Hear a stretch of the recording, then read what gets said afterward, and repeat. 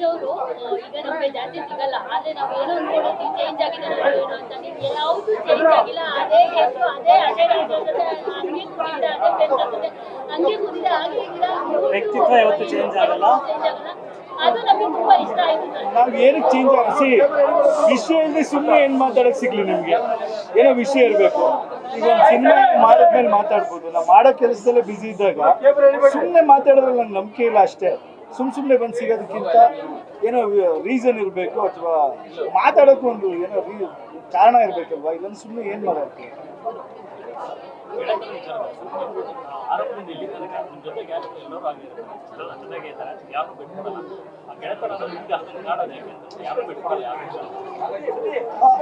I think ಗೆಳೆತನ ಅನ್ನೋದು ಜೊತೆಗೆ ಬೆಳಿಬೇಕು. ಯಾವಾಗ ನಾನು ನಂಬೋದೇನೆಂದ್ರೆ, ಪ್ರೀತಿ ಇರುತ್ತೆ, ಬಟ್ ನೀವು ಜೊತೆಲೇ ಇದ್ದೀರಾ ಅಂದರೆ ಅವರು ಜೊತೆಲಿ ಬೆಳೀತಾ ಇರಬೇಕು.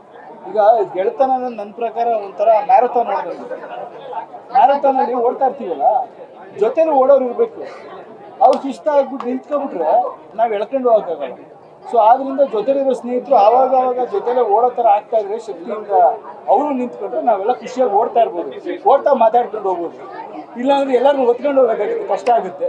ಆಮೇಲೆ ಬಿಟ್ಬಿಟ್ರು ಮುಂದೆ ಹೋಗ್ಬಿಟ್ರು ಅಂತಾರೆ. ಪ್ರಾಬ್ಲಮ್ ಅದಲ್ಲ, ಓಡಕ್ಕೆ ಅವ್ರಿಗೂ ಜೊತೆಲಿ ಇರಬೇಕು.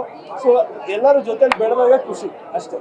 ಈಗಿನ ಕನ್ನಡ ಇಂಡಸ್ಟ್ರಿ ಬಗ್ಗೆ ಹೇಳೋದಾದ್ರೆ, ಬೆಳವಣಿಗೆ ಬಗ್ಗೆ ಹೇಳೋದಾದ್ರೆ ಏನ್ ಹೇಳ್ತೀರಿ?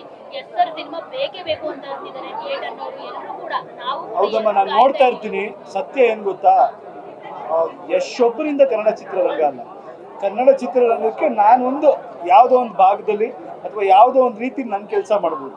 ನನ್ನ ಸೇವೆ ಏನು ಕನ್ನಡ ಚಿತ್ರರಂಗಕ್ಕೆ ಅಂತ ಯೋಚನೆ ಮಾಡಿದ್ರೆ, ಇಷ್ಟೆಲ್ಲ ಜನ ನಮಗೆ ಕೊಟ್ಟಾಗ ಹೊರಗಡೆ ಬೇರೆ ಭಾಷೆ ಅಥವಾ ಬೇರೆ ಜಾಗಗಳಲ್ಲಿ ನಮ್ಮ ಭಾಷೆ ನಮ್ಮ ಚಿತ್ರರಂಗನ ಹೇಗೆ ನೋಡ್ತಾ ಇದ್ರು, ಇವತ್ತು ಹೇಗೆ ನೋಡೋಂಗಾಗಿದೆ.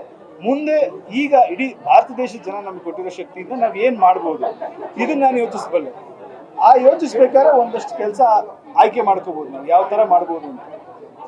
ಈಗ ಇಲ್ಲಿ ಇಂಟರ್ನಲ್ ಏನಾಗ್ತಿರುತ್ತೆ ಅದಕ್ಕೆ ತಕ್ಕಂಗೆ ಬೆಳ್ಕೋಬೇಕು. ನೀವು ಯಾವಾಗ ಹೊಸ ಪ್ರತಿಭೆಗಳು ಬರ್ತಾರೆ ಅವ್ರಿಗೆ ಪ್ರೋತ್ಸಾಹ ಕೊಡದೆ ಇರೋ 2-3 ಜನಕ್ಕೆ ನೀವು ಇಲ್ಲ ಅವರು ಮತ್ತೆ ಮಾಡಿ ಅಂತ ಹೇಳೋದು, ಮಾಡಿದ್ಮೇಲೆ ಕ್ವಾಲಿಟಿ ಇಲ್ಲ ಅಂತ ಹೇಳೋದು ತಪ್ಪಾಗುತ್ತೆ. ಸೊ ಹೊಸ ಹುಡುಗರಿಗೆ, ಹೊಸ ಹೀರೋಗಳಿಗೆ ಇದು ಕೊಡಬೇಕು. ಆ್ಯಂಡ್ ಎಲ್ಲರೂ ಕಷ್ಟಪಡ್ತಾರೆ. ಈಗ ಪ್ರೇಮ್ ಸಿನಿಮಾ ಮಾಡ್ತಾ ಇರ್ತಾರೆ, ಅಜಯ್ ಸಿನಿಮಾ ಮಾಡ್ತಾ ಇರ್ತಾರೆ. ಸಿನಿಮಾ ಬಂದಾಗ ಅವ್ರು ಏನಕ್ಕೆ ಎಫರ್ಟ್ ಆಗ್ತಾ ಇರ್ತಾರೆ. ಎಂಟೈರ್ ಇಂಡಸ್ಟ್ರಿ ಅಂದರೆ ಒಂದು ಚಾನೆಲ್ಗಳಾಗ್ಬೋದು, ರೈಟ್ಸ್ಗಳು ಕೊಟ್ಟು ಸಪೋರ್ಟ್ ಮಾಡೋದಾಗ್ಬೋದು, ಬೈಯಿಂಗ್ ಮಾಡಿ ಅವ್ರಿಗೆ ಬ್ಯಾಕ್ ಮಾಡೋದಾಗ್ಬೋದು. ಒಂದು ಸಿನಿಮಾ ಸೋದ ತಕ್ಷಣ ತಿರುಗದೆ ಹೋಗ್ಬಿಟ್ರೆ ಹೀರೋಗಳು ದಿನ ಹುಟ್ಟಕ್ಕಾಗಲ್ಲಮ್ಮ.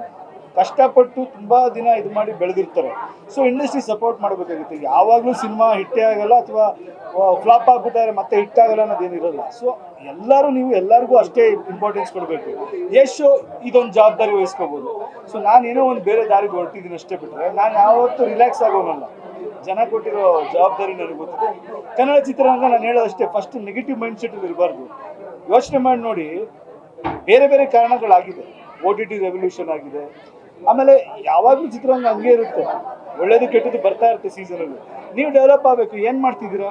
ಇಲ್ಲಿ ಡೈರೆಕ್ಟರ್ಸ್ಗಳಿಗೆ ಅಪ್ಗ್ರೇಡ್ ಆಗೋದಕ್ಕೆ ಏನು ಅವಕಾಶ ಕೊಡ್ತಿದ್ದೀರಾ? ಅಥವಾ ಒಂದು ಸಿನಿಮಾ, ಈಗ ಪ್ರಶಾಂತ್ ಎಕ್ಸಾಂಪಲ್ ತಗೋಣ. ಉಗ್ರಂ ಸಿನಿಮಾ ಸ್ಯಾಟಲೈಟ್ ರೈಟ್ಸ್ ಯಾರು ತಗೊಂಡ್ರು? ಅವ್ರ ಸಿನಿಮಾ ಸ್ಯಾಟಲೈಟ್ ರೈಟ್ಸ್ ಅವರೇ ಪ್ರೊಡ್ಯೂಸ್ ಮಾಡಿದ್ರು. ನನಗೊತ್ತು ಪ್ರಶಾಂತ್ ಎಷ್ಟು ಕಷ್ಟಪಟ್ಟಿದ್ದಾರೆ ಅಂತ. ಸ್ಯಾಟಲೈಟ್ ರೈಟ್ಸ್ ಯಾರು ತಗೊಳ್ದೆ ಒದ್ದಾಡ್ಕೊಂಡು ಆ ಪಿಕ್ಚರ್ ಎಷ್ಟು ಕಮ್ಮಿಗೆ ಯಾರೋ ಸೆಕೆಂಡ್ ಹ್ಯಾಂಡ್ ಮೀಡಿಯೇಟ್ರಿಗೆ ಮಾರಿದ್ರು. ಏನಾಯ್ತು, ಒಬ್ಬ ಪ್ರಶಾಂತ್ ನೀಲ್ಗೆ KGF ಬಂದು ಆಮೇಲೆ ವರ್ಕ್ ಆಯ್ತು. ಆ ಟೈಮಲ್ಲಿ ನಾವೆಲ್ಲ ನಂಬಿ ಇದು ಮಾಡಿದ್ವಿ, ಅವ್ರ ಟ್ಯಾಲೆಂಟ್ ಇತ್ತು, ಆಯ್ತು. ಆ ಥರ ಲಾಸ್ ಆದಾಗ ಇನ್ನೊಬ್ಬ ಡೈರೆಕ್ಟರ್ ಬೇರೆ ಎಲ್ಲ ಹೋಗ್ಬಿಡ್ಬೋದಲ್ಲ, ಇಂಡಸ್ಟ್ರಿನೇ ಬಿಟ್ಬಿಟ್ಟು. ಸೊ ಅದು ಯಾರು ಜವಾಬ್ದಾರಿ? ಇಂಡಸ್ಟ್ರಿ ಜವಾಬ್ದಾರಿ. ಸೊ ಯಾರ ಒಂದು ಪ್ರತಿಭೆ ಕಾಣಿಸ್ದಾಗ ಸಪೋರ್ಟ್ ಮಾಡಿ ಬೆಳೆಸ್ಕೋಬೇಕು. ಬೆಳೆದಿರೋರನ್ನ ಇದು ಮಾಡಿ ಅದು ಮಾಡಿ ಅಂತ ನೋಡ್ಕೊಂಡು ಕೂತ್ಕೊಳ್ಳೋದಲ್ಲ. ಇನ್ನೂ ಒಂದಷ್ಟು ಹೊಸ ಇವ್ರುಗಳಿಗೆ ಸಪೋರ್ಟ್ ಮಾಡಬೇಕು. ನನಗೆ ಓಕೆ.